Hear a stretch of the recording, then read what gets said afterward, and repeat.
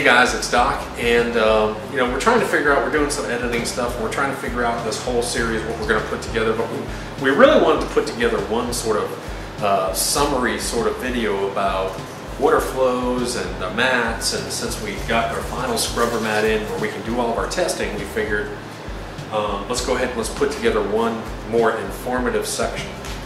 So this is it, and we're going to take you through a whole bunch of stuff. And there's some real interesting information, whether you use our mats or not.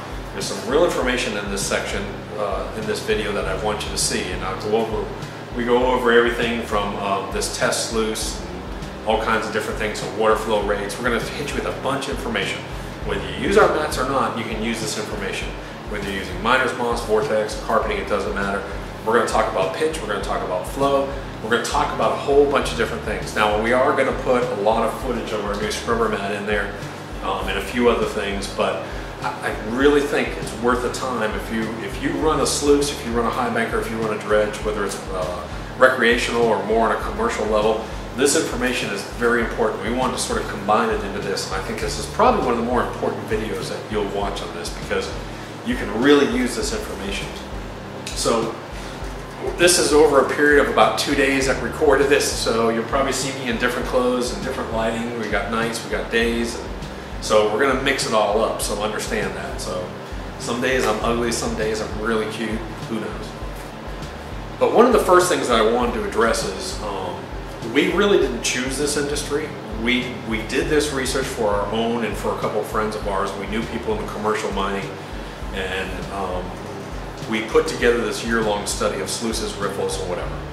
So we really didn't choose this industry. When we finally decided, we saw what was going on, and we developed the fixes for this, everyone started wanting our product. So everyone wanted our mats, and everyone wanted our whatever we're making. There's other things, but people wanted it. So we really had to, we were sort of forced into this. You know, we all have businesses, successful businesses or careers. This isn't what we do for a living, but we said, the only way for us to get it to the people we know that want it is to actually open it up, because it's quite an expensive process. You've got tooling, you've got CAD designs, you've got dies you got to make, you have to do production runs. You can't go run 10 feet of this stuff. When you run this stuff, you're running thousands of feet. So it really, it's not a business, it's not how we make our living. We did this to sell it, to make it available to people. If we sell it, we sell it. We're not pushing it real hard, but I did want to address something along the lines of business. In every business, and I've been in business a long time, I've run manufacturing, I've owned manufacturing businesses, we've all been in business a long time. The ethical standards are something that I set forth for this company, for Gold Hog, from the beginning. And like in every industry, not with every product, you're going to have people with products that are making claims, and sometimes they exaggerate the claims. It's part of marketing, it's part of advertising. We understand that. But one of my first rules, and I want you to understand this, is we will never make a claim that we can't validate through testing. I will never let anyone associated with this product or this company to say, we retain 99.9% of the gold. We catch all, we will never do that. Ethically, I don't believe in it. I think people see right through it, and I think that this is an industry which I enjoy, because there's a lot of smart thinkers in this industry. There's a lot of people that know how to test this stuff. If you make an outrageous claim about a product in this industry, there's enough smart people in this industry to say, no, I tested it and you're wrong. So one of the things, I like to sleep at night, and I'm a very ethical person when it comes to business. I am absolutely committed that if we make a claim in our marketing or in advertising, it's going to be backed up with our research, our findings. Some of it may be our opinion, but for the most part, it's going to be, you'll never see us say the word 100%. I can guarantee you that. That form 100%, that word, that little thing right there bothers me more than anything. Catch 100% of the gold. We catch all the gold. I'm sorry, but you know, I've visited commercial mines, and I've visited big mines that have geologists on staff, big operations, and they're running several different operations, and they know that you're going to have losses. You know, what's an acceptable loss? And from lots of your operations, 3 to 7% is an acceptable loss. So for people to use that as sort of a catch-all to get people to buy their product, I understand it, but you'll never hear it from us. I want to make that real clear. that we will never promote one of these products with exaggerated claims. It's just something I refuse to do. So now that I've got that point straight, the other thing is a lot of people have asked about when's it's available, and they get lots of emails, I want this. You have to understand this is a seasonal business, so we try and moderate our inventory, and I want you to understand that. So some people probably get upset because we don't have this in stock or that in stock. We're doing our best right now. We're keeping it moderate. We may run out at certain times due to the demand, but there's nothing we can do. That we'll take care of who we can, and who we can't, then we'll just have to wait on it. So, you know, thanks for your patience, you guys. A lot of people have watched this stuff have had some real good input into this sort of project that we've had overall. It's been a long year, and I think this was actually kind of emotional for us. Like I said, this scrubber mat, watching this thing work and watching it catch gold was truly amazing. So we're going to take you through some stuff. It should be an enjoyable time for you. Hope you get some information out of it, and enjoy yourself. Thanks, guys.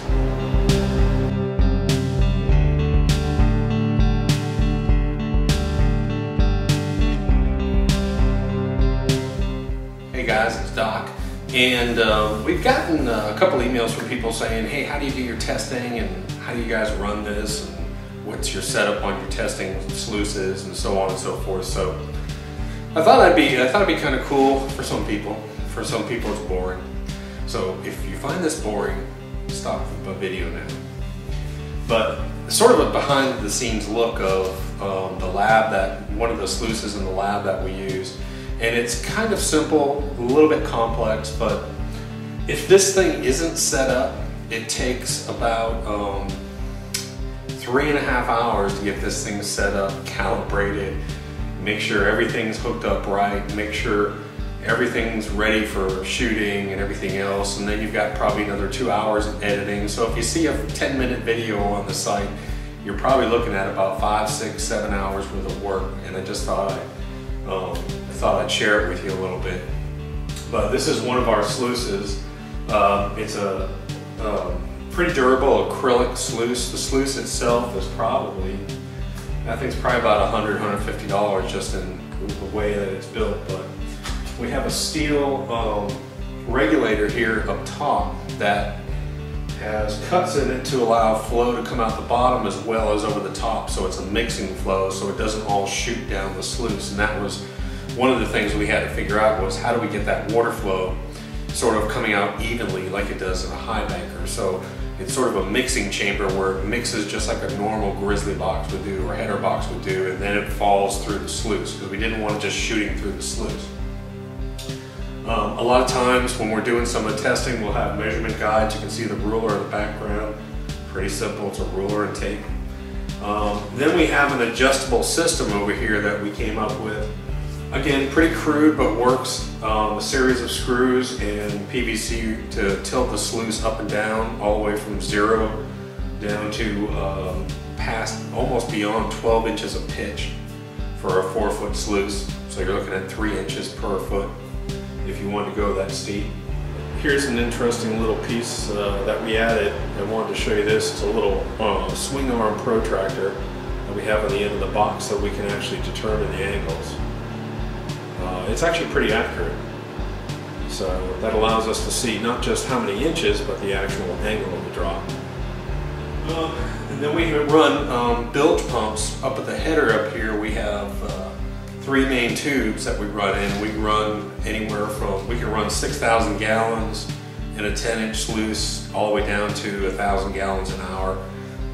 We have a catch basin that goes down here with a catch bucket that has a filter system in it that helps a little bit, not much, depending on what we're running. All kinds of batteries and all kinds of pumps down in the tub, and that's how we do it. Of course, we have lighting, special lighting, because we try and get our frame rate up a little bit, so we have to have lighting, we have to have background, because if you have something real bright in the background, then it shuts down the iris on the camera.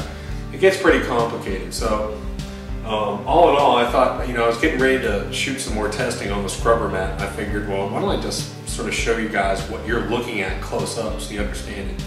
Some of you think it's cool, some of you think it's kind of stupid, but either way, I'm going to show it to you. So we're getting ready to run some testing. I don't know if we're going to put it in this clip or not, but I figured I'd go ahead and show you how we set it up.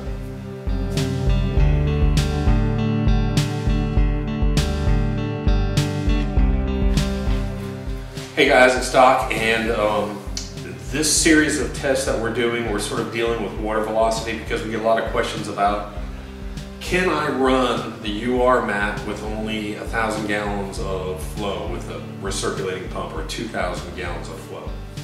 And it's sort of an unanswerable question in a way, because what we're doing here is we're doing a series of water speed and water velocity tests to see the speed of the water, the velocity of the water, and we're doing it at different flow rates.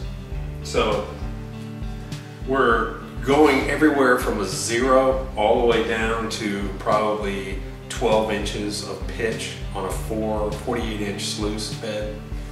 And we're doing it at the same flow rate. And this is really to demonstrate that when you have an active mat really flow rate has something to do with it, but it really more so has to do with velocity.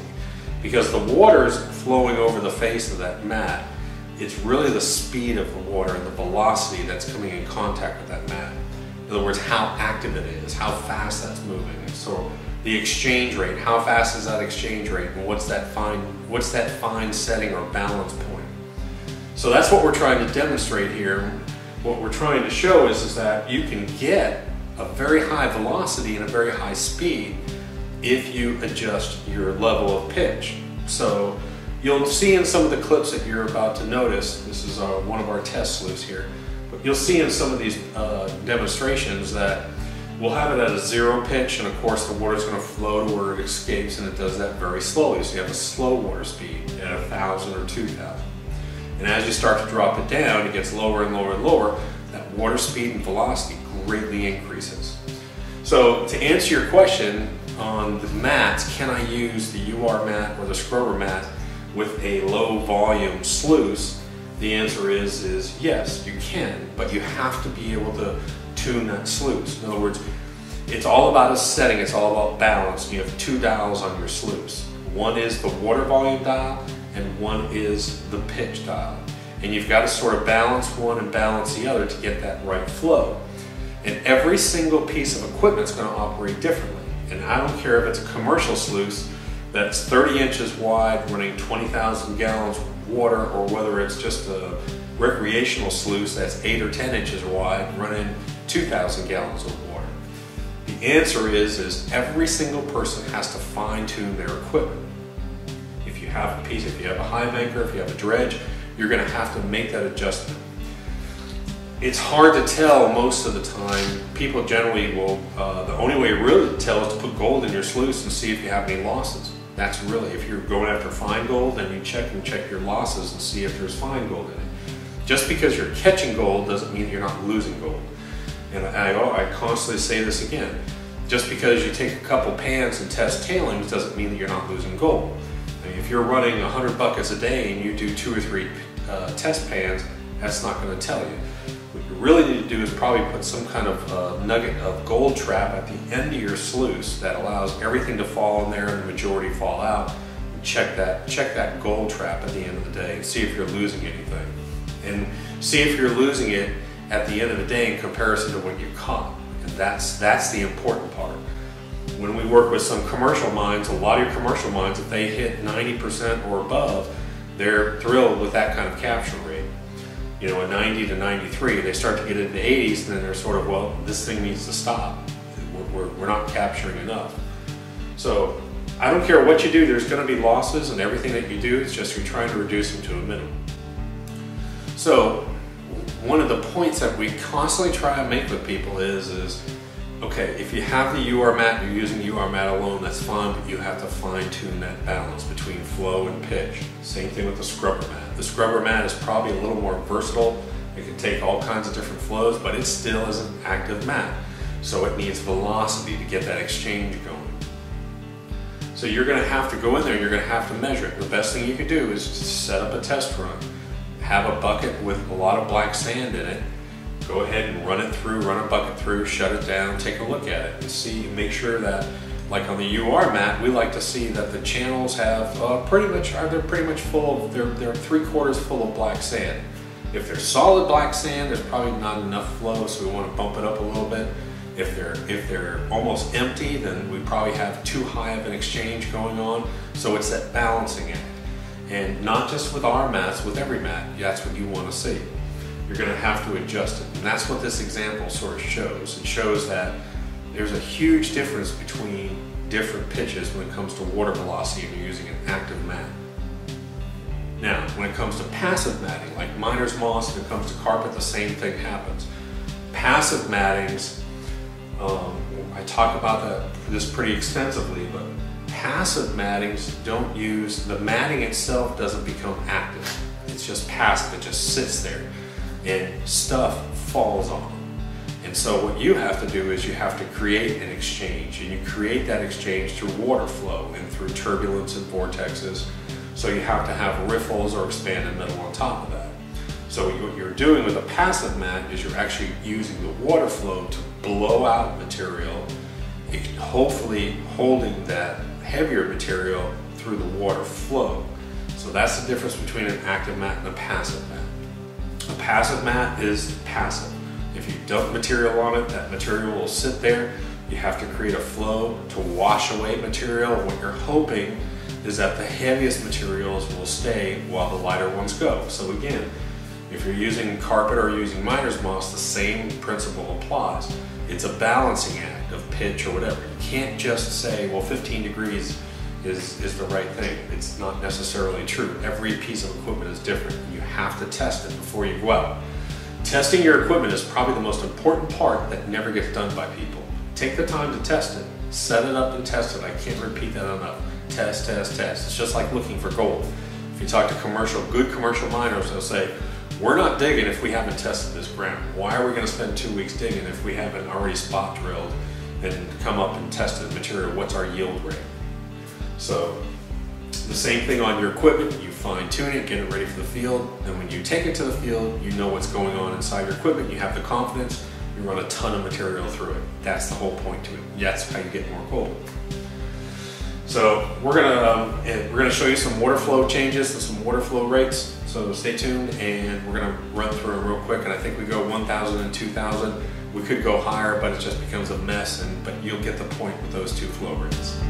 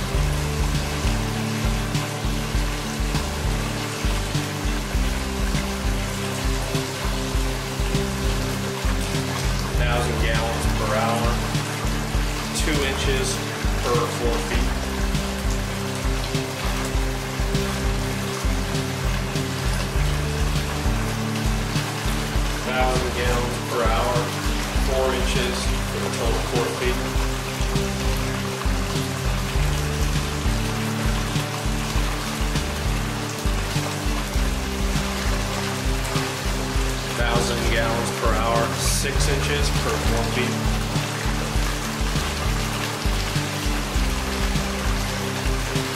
1,000 gallons per hour, 8 inches per 4 feet.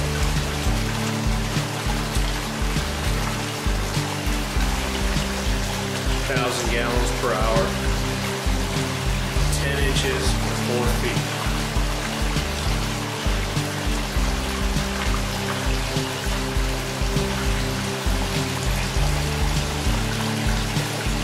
1,000 gallons per hour, 12 inches per 4 feet.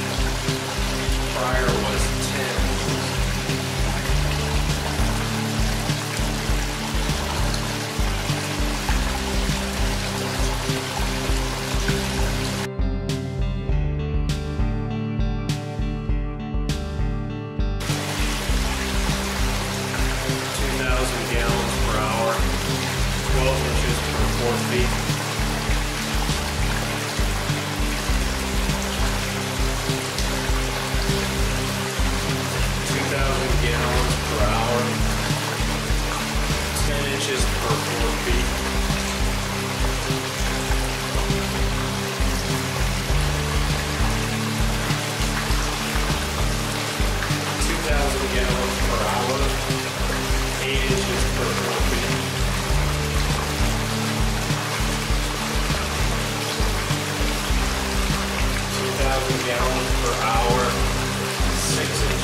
4 feet.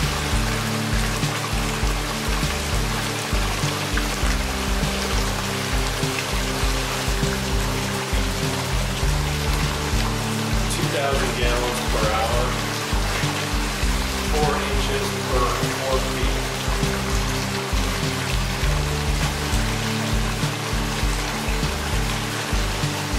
2,000 gallons per hour, 2 inches per 4 feet.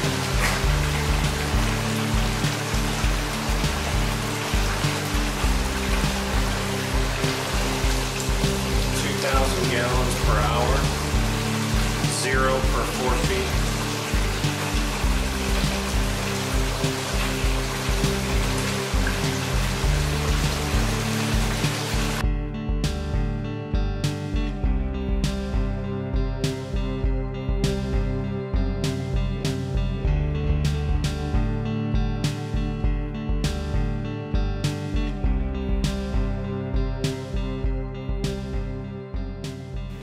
Hey guys, it's Doc, and this is some of our last series of testing. It's actually late. We decided to stay because we got our new scrubber mat in. It has a new face on it. It's the same as the other one, it's just a little adjusted. We got our final tooling done and we got our matting in, and so we're real happy with it. It's really performing great. It looks fantastic.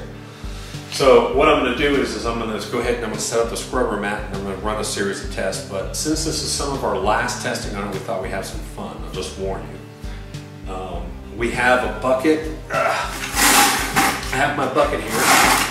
And inside my bucket, what we've done is we've created a pretty severe test for the mat. What we've done is we've got a lot of junk in this bucket. And that's my only concern when we start shooting this, is that it's going to muddy up a little bit. Because this material is straight from the ground. The only thing we've done is we've classified it to 1/4 of an inch, just because we don't feel like dealing with all the big rocks. So we've classified it to 1/4 of an inch. We're going to run it through, but we have not cleaned the material. There's clay inside of it. There's still mica inside of it. There's still a bunch of junk inside of it. There's probably leaves and everything else, but it's nasty material. And it's just not our material. This is some of the material that we've gotten from all over. We've got it from Montana, from California, from Alaska, from Canada, from Georgia, from all different places. And what we've done is we've sort of collaborated with that, and we've come up with a certain mix that we use for an extreme test. And this is one of those extreme tests. And when I say an extreme test, what that means that in this bucket, if I were to take it, and I don't think I can show it to you, but if I take a scoop and I throw it against the wall of the bucket, you see about 50% black sand in this. So it's real heavy. Most people would consider this concentrates, I think. So it's not like we're running light material, and I think that's one of the problems with a lot of testing you'll see. If someone's running light material through their product, if that's all they're doing is running light material and gold through it, then it's not a real test. This is junk. But here's how we're going to have some fun. We pulled a lot of gold out, and we've got gold from all over, same places, Montana, Canada, Alaska, Georgia, all over. But we're going to sort of consolidate our gold in this batch just to have some fun. Now, obviously we're looking to see at a high flow rate, does this mat catch fine gold? That's what we want. So we're not worried about the big gold. Again, I always say dog poo, if you put it in a sluice, can catch some of this gold. It's pretty big, and you'll have some fun. But sometimes it gets a little boring if you're running a mat and someone's doing a test and they've got these little teeny specks in there. It makes for better TV sometimes if you see some big old chunks of gold, so why not throw some in there? We figured we'd have some fun and throw some big clunkers in there. We haven't seen them on the mat. We've never run a test with big nuggets on it, so we're going to run it with this. But we do have commercial. One of the reasons why we do this is we have a lot of commercial or mid-sized mines that run out of Alaska, Canada, or wherever, that use the scrubber mat because they actually have larger size gold up there. They're actually pulling, and some dredgers, if they're out there dredging it on deep creek beds, they're picking up big gold. So it's not just fine gold they're looking for. They're looking for both. They're trying to catch the fine gold and the large gold. I mean, if you've got 1/8 nuggets or 1/4 inch nuggets running through your box, I want to catch them because An 1/8 inch nugget makes up for a lot of -50 gold or -100 gold. Same thing, if you got a 1/4 inch nugget and maybe only find one a year, hey, that makes up for a lot of fine gold. So we're gonna run them. We're gonna run it through here, we're gonna test it. You're gonna laugh when you see some of this. It's just gonna be fun. We're doing it for fun. Like I said, we're tired. So we're gonna have some fun this time. It's not just for you, it's for us too. So we're gonna run this, and we're probably gonna run it at a pretty high flow. I think I'm gonna run it at 5,000 gallons an hour. And I'm gonna run it at a pretty steep pitch. So we're gonna put it to a pretty extreme test. Now the only problem with this, and I know I'm gonna lose some gold, and I'll tell you why. It's because normally on this type of map, what we do is if you've seen any of the installation stuff, excuse me, if you've seen any of the installation videos, you'll understand that what we do is we run a tape along the side. It's a fold-up system that locks in the map. So I know for a fact that I'm probably gonna have some flying gold sneak out of here. If I'm running a sluice, most people think they're running 5,000 gallons per hour through their sluice bed because they got a 5,000 gallon pump. That's another point. I don't want to dwell on that, but just because you got a 5,000 gallon hour pump doesn't mean you're running this 5,000 gallons through your sluice. You're restricting your pump, you're not running it at full throttle. If it's a 5,000 gallon pump, it's rated at full throttle. Understand that. So then you're necking it down to 1.5 inch lay flat hose if you're going to a high banker. Then some of that water's going out through your header box or your grizzly. So, and then you might be tuning it down at a valve control. So if you've got a 5,000 gallon pump, that doesn't necessarily mean that you've got 5,000 gallons. You should test it. You should see what's coming out the end of your sluice. Get a 30 gallon tub and clock it. How long does it take to fill up? But we're running 5,000 gallons through this sluice. So we've got 2 bilge pumps, good quality bilge pumps that are rated at 2,000 gallons per hour. Plus we've got an 1100 smaller pump, and we take into about 100 gallon per hour loss on that smaller pump. So we're pushing right at 5,000 gallons an hour, and I'm gonna pitch it down. I'm gonna put some of this, I'm gonna run it pretty hard. So, but it should be fun. We've got real heavy material, lots of water flow, big pitch. So hold on, let's take a look at it.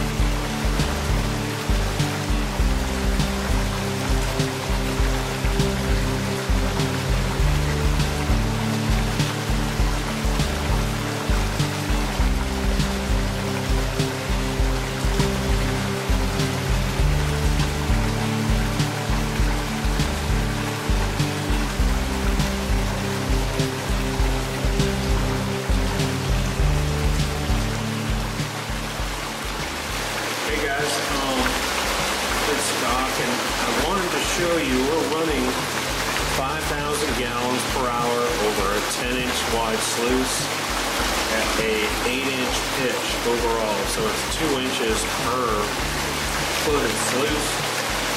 And what I wanted to show you is I wanted to show you how smooth that actual and low turbulence that mat is running. You can see that these ripples right in here, because I hate to call it a ripple, but its angle, it's very, very long and slope, and you can see that the material just hugs it. It hugs along here, and it sort of hugs and releases. And your gold will fall on the way down. There's a little bit of a vortex, not too strong, a small vortex, and it'll pull gold and hold gold right in these grooves right in here. That's, as you can see, our ridiculous point here. This is our fun part tonight. But then it also goes, and as it's falling, it hits this. okay? So it's going to hit this first riffle here. These are micro riffles. The micro riffles create little vortexes as well. They're kind of hard to see right now. And it'll catch smaller gold. Then it falls off of here into a vortex and it catches reverse ramp riffles here. It has to come across. There's micro little slow down ramps here that slows down the gold. And anything that's dragging across slows down and reduces its speed from friction over this and comes down. So you can watch that actually happen. I'll put some more material in.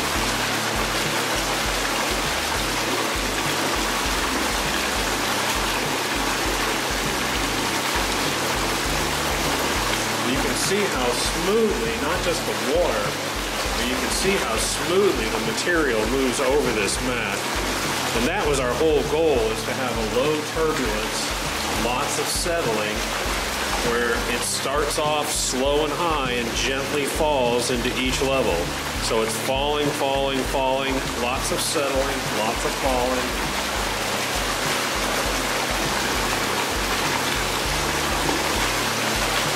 And that big goal is probably screwing this up, so let me move it. Ridiculous, but I want to get in there and I wanted to sort of show you this action here real quick. But I wanted to show you this sort of slow ramp movement, which we think is critical.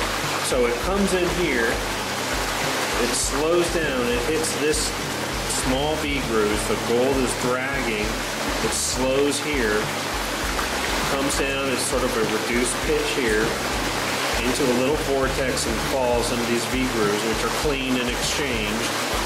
Then it hits, anything fine gold is going to hit these micro ripples. Then it falls again and it hits these reverse ramps and it keeps going down. So the whole principle is a reduction. It's a falling process. It gently comes up, doesn't get thrown up into the flow. It follows this flow and it's going to fall very quickly. And of course, the heaviest materials fall quickest. They're going to fall right here, and if they don't fall here, they're going to start getting worked and pulled into these ramps right here before it settles again, before it hits the next ramp. So go ahead and watch that while I put in some material. And I'm going to dump it in pretty hard. This is very, very heavy material.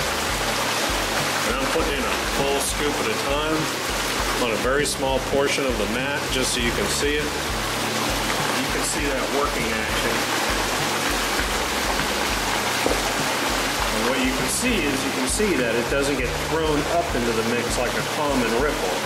It actually just drags and moves over. It's a sloping ramp effect. And you can see how much black sand we have in this. It's full of black sand in here. But it's still exchanging, it's still holding gold. And I'm going to move one more down, and this will be your highest water speed of the sluice because it's towards the end.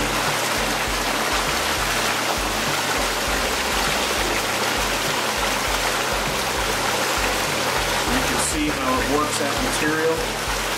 It's working this material. Gold is holding in here. It's coming down. You have little vortexes, micro vortexes, little micro vortexes, deceleration ramps all the way through, and these are packed full of gold right now, the little micro holding chambers.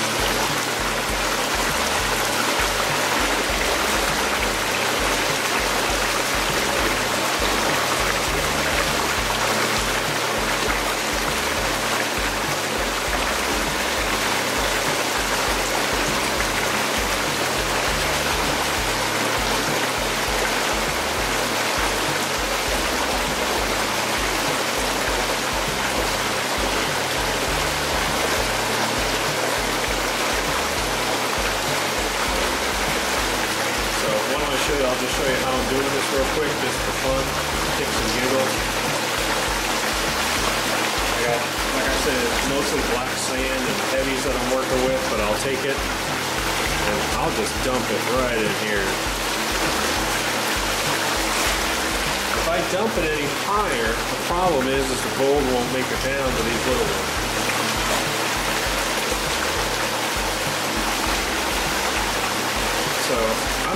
dump it right in front of this riffle so that I can actually make it past this ramp and get into these areas down in here. But I'm only dumping it about a third of the way in. So that's everything I've put into this mat has just been 1/3 of the mat right in here in this whole area right in here. So I figured we shut it down and have a look at some gold. All right.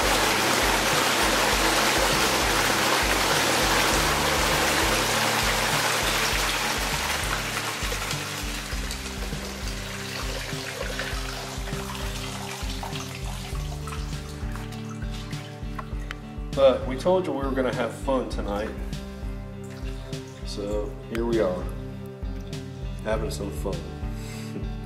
Now that's a picker. That's a cool piece of gold. That's a cool piece of gold.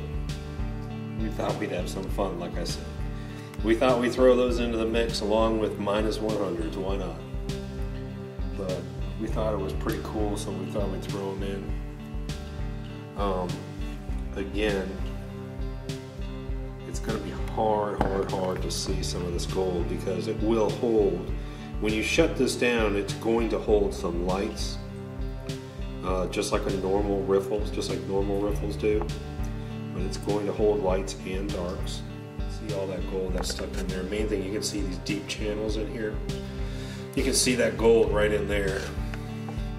But that's what ends up happening. These are those reverse slant riffles, and you'll find all kinds of little gold stuck in these little channels right in here. Matter of fact, there's so much gold in here. I told you we were gonna have some fun. There's so much gold held in these channels right now that I cannot get it out. And all the big stuff is on the top. And you can see some of the little tiny gold maybe that's sitting down inside there. Same thing here. I mean, it's just like, it's just stuck in there. It won't come out. But you can see, hopefully you can see some of that tiny stuff that's in there.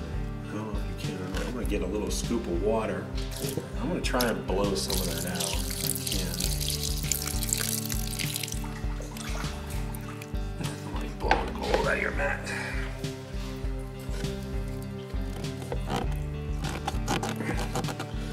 But that's the kind of stuff right there. That's the kind of stuff I want to show you. I want to show you this little small gold that just gets crammed into these.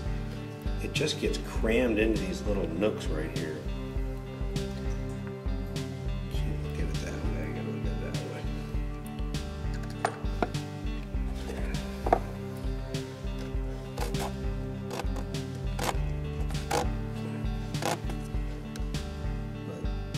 But I mean, all right, there's a little teeny piece right there. Okay, that's right about a -50. And that's what we want to show you. We want to show you the little small gold. We don't care about this. Dog poo can catch that. But we want to show you that piece. That's what we're looking for right there. Can the mat catch -50s, -100s, and hold larger gold too? Is it a really good processor of material? Okay guys, as you can see, I've pulled this mat out of the box, and now I have it folded outward instead of inward, so I'm expanding out these little grooves here, and now you can actually start to see some of these grooves and the way that they form. But I wanted you to show how once they open up, how you can see the gold inside there. You can start to see some of the fine gold start to finally come out of this stuff. These are all 50s and 30s. But that's the stuff we wanted to see. I wanted to show you this fine stuff just crammed up inside those little micro channels. And even up back up under in here, that's pretty cool. I'm hoping you can see that because that's really neat. This is up under the riffle. This is one of the last V grooves, and that thing is just loaded with gold. It's pretty cool. I'm going to turn down this light just a little bit. Since this is grooved, it's real easy. You just simply turn it on its side, open up the chambers, spray it out. And remember, before I couldn't get this gold out of here. But normally we have a full bucket and we just go 1, 2, and 3 and rinse it out. But you'll see now how clean this mat is. So it's about a 5-second cleanup on a mat versus, you know, trying to struggle with a holding mat like a miner's moss or something. But nice and clean, everything's out of it. 5 seconds, that's all it takes. Reverse roll it, open up the chambers, they're normally like this, spread them, open them up, put it in the bucket, 1, 2, 3, your mat's clean. All the gold, 100% of it out.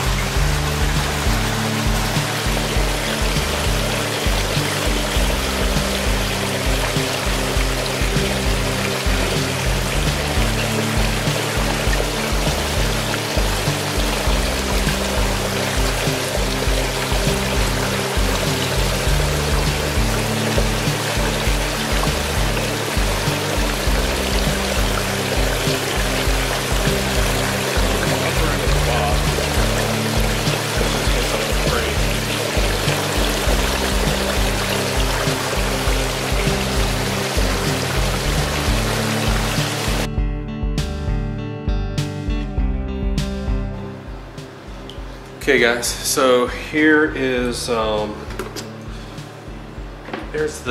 this is the clean out from the Vortex at 3000 GPH at a 1" per foot tilt. And let's see what we got here.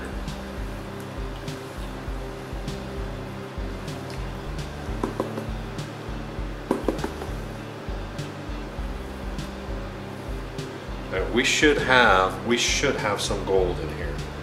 There really is no reason for that mat to have captured all that gold.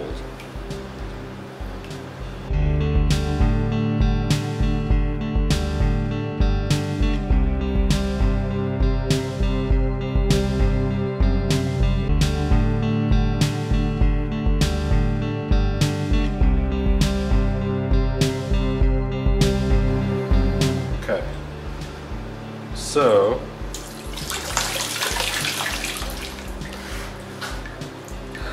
try and get this for you. Sorry, it's kind of hard. So there it is. That's what was caught in our Vortex trap. 3,000 GPH, 1 inch per foot. Running half an ounce down to minus 100s, all the way up to large gold. That was the one piece that escaped out of the mat and made it down to the Vortex. So, like I said, we don't make claims. I'm not going to make any claims because I'm sure that there's probably losses maybe in that bucket, but that's what was in the mat after that one run. That's pretty amazing.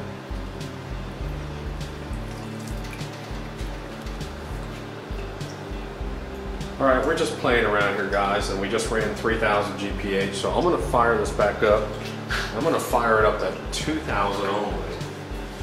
Let's see what happens.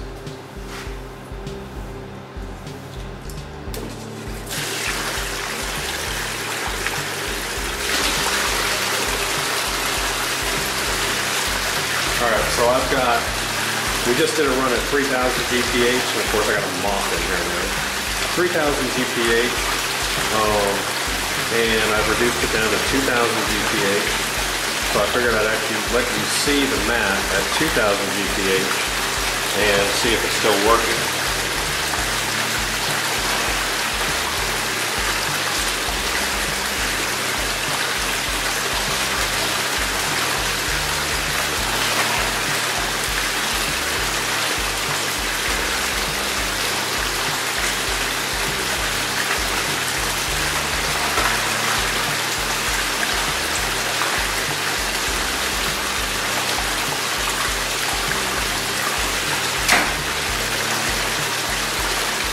But this is about what you'd see at a stream setting. 2,000 GPH, if you look at it, it's nice and soft and gentle. This is about what you would see on a stream sluice. So you could, all you'd really have to do is just add some tilt to it if you need to get a little more active. But you can see that the ripples, they'll turn white when I feed material, but after they've been working, they'll start to darken up. And the same thing, we're catching a ridiculous amount of gold down here. But the main thing I want to do is I want to check the mat down here, my catch mat. So because my catch mat should have, if there's any gold that's escaping out of this, it should be caught by that vortex, especially at this lower speed, because it's a very low tilt. It's probably only about, what does that come to? Probably about an 8-degree tilt.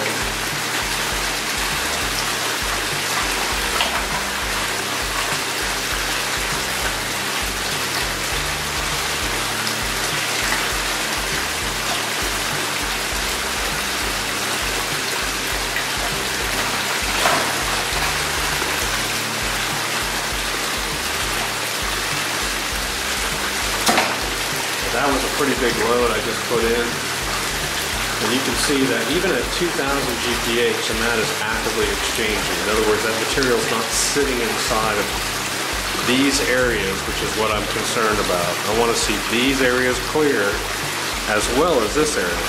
Because don't forget, you've got this area with a vortex, plus you've got 1, 2, 3, 4, 5, 6, 7, 8, 9 or 10 other vortexes working in this area too. So that's the nice thing about it. You have backup vortexes all through here. I'm going to take you down and show you up close on it too. Okay, so this is 2,000 GPH. This is more of a stream sluice setting. at a 1 inch per foot tilt. So if you wanted to beef it up and get a little more action, you could. You could drop the pitch down. But you can see that there is a pretty good exchange still going on. So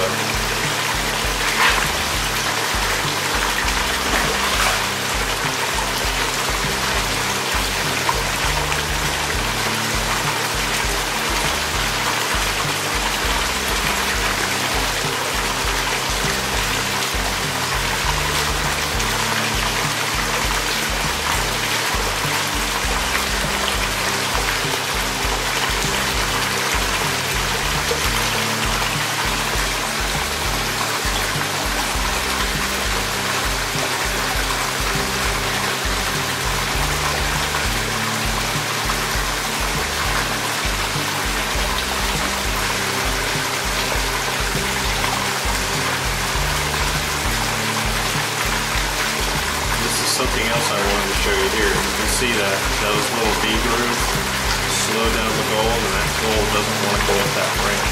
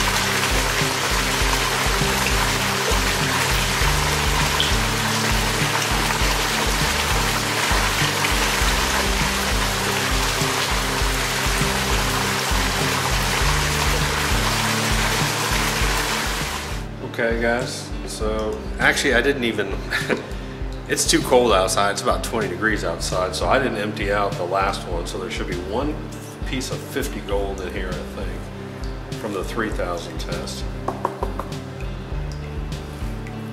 So I've got the heavies in here, we'll check them again. So I've got the cons in here from both the 3000 and the 2000 now, on the Vortex matting.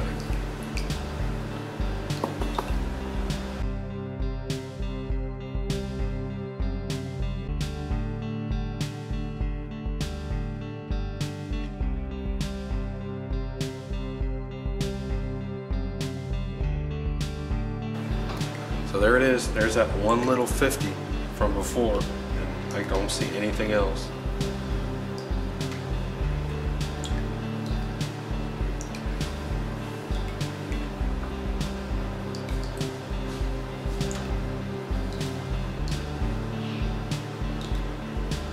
Again,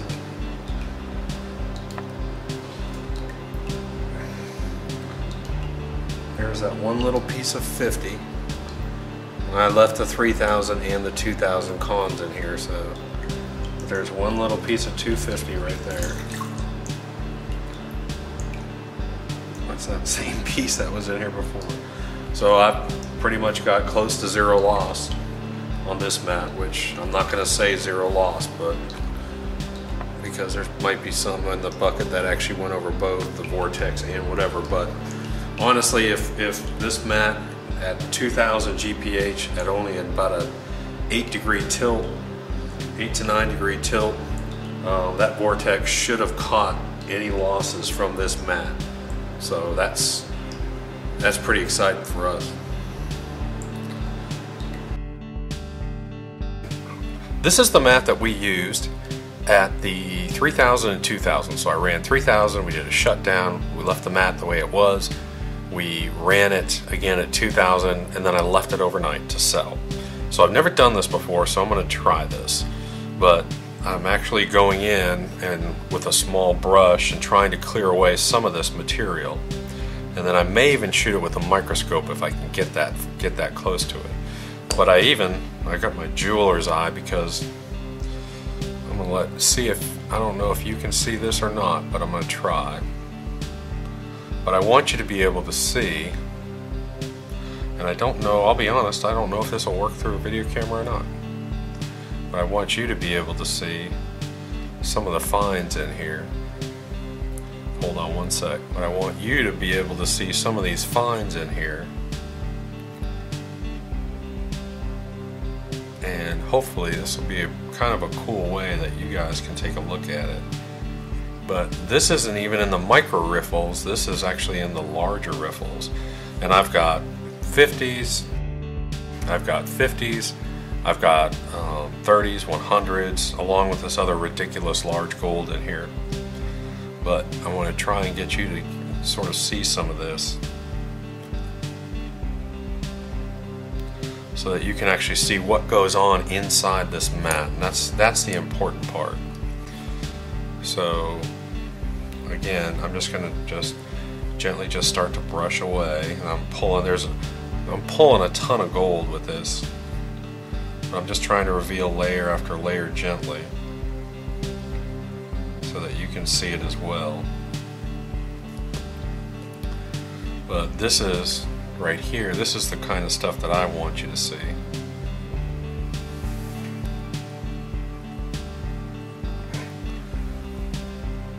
But this is the kind of stuff, this is the kind of stuff I want you guys to see. I want you to see all that fine gold in there. And that's behind the riffle again, that's the main riffle. That's not even the micros, which are up here, the micro riffles.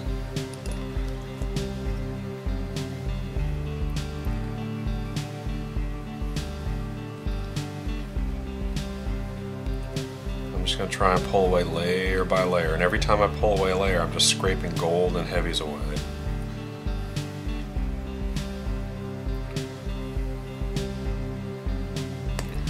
I'll do it again so you can hopefully see it. If this works, I'll be kind of amazed, because I've never done this through a camera, to be honest.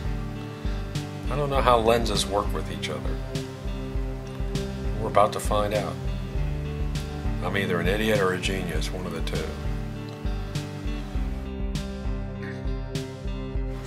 That's really how most of my great experiments happen. It's luck. Alrighty, and now we're going to try this too.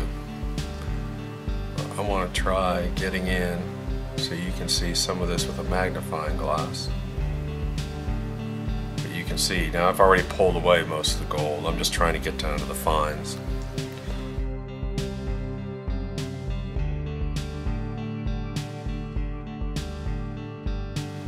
They don't necessarily always settle to the bottom. All the way through here is I'm pulling away solid black sand. This is 100%. Let me come up a little bit. Sorry. This is 100% solid black sand in here, and then you can see some of the gold that's starting to hit in here. Now, if this footage comes out, it should be pretty cool, because you can see a lot of stuff in there into those small spaces. I never thought, and this was one of our goals, was how to keep these areas fluidized. In other words, how to keep the exchange deep in these chambers going. That was one of our primary goals, is to be able to keep the heavies fluidized and working. And let me tell you what, it does it.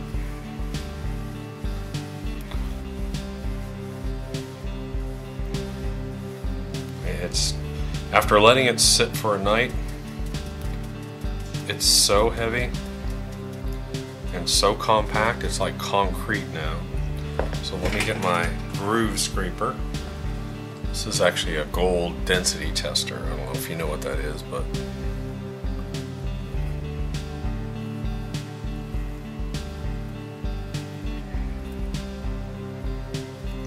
this is just, I mean, there's almost no way to show it, just because it's, the black sands and the gold are so just mixed up in here.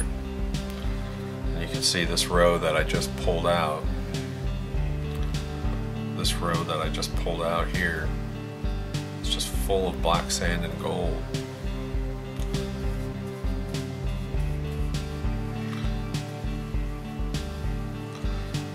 I don't know what that is.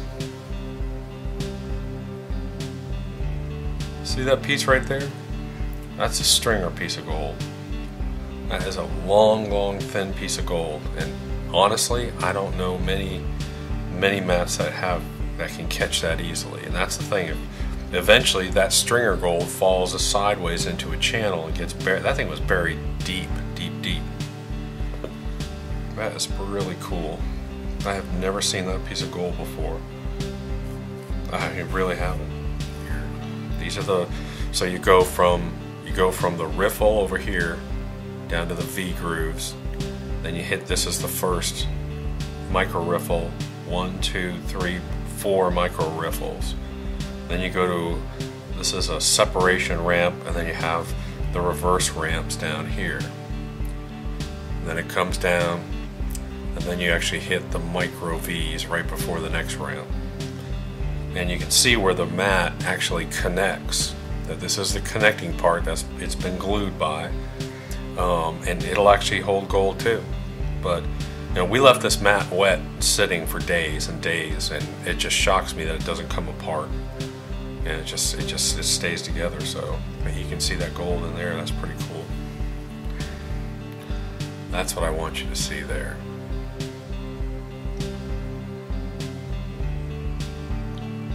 I want you to see all that gold stuck in that black sand, and that's the first micro riffle.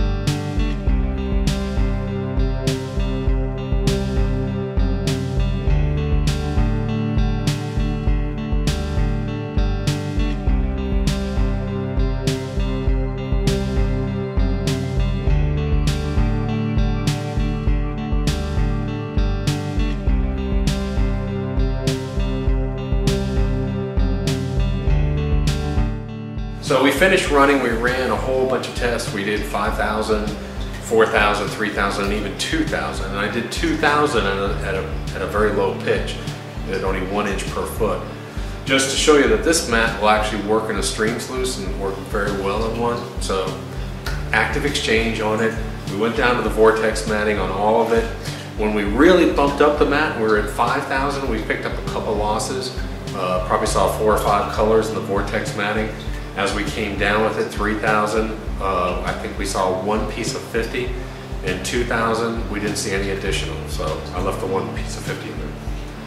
So that's pretty good, and that's a lot of gold we ran through there. So, and there was a lot of fine gold in there. There's a lot of minus 30s, minus 50s, and minus 100s in that, because that's basically our holes, all of our gold, all of our fine stuff we put into this mix, as well as every other size we had tested all. So we're excited about that. So I hope you learned something today. The scrubber mat is a great mat. Combine it with the URL, with the under riffle mat. Combine those two together, learn how to use them together. If you have a stream sluice and you're on lower volume, that scrubber mat's the ticket. And I'm telling you that scrubber mat and the stream sluice is probably all I'd be running right now, because everything else requires so much more exchange volume. That scrubber mat is fantastic if you got lower volume, because it'll work. And it'll work at higher volume too. But really excited about it. Thanks guys, and we'll see you next time, the Gold Hog.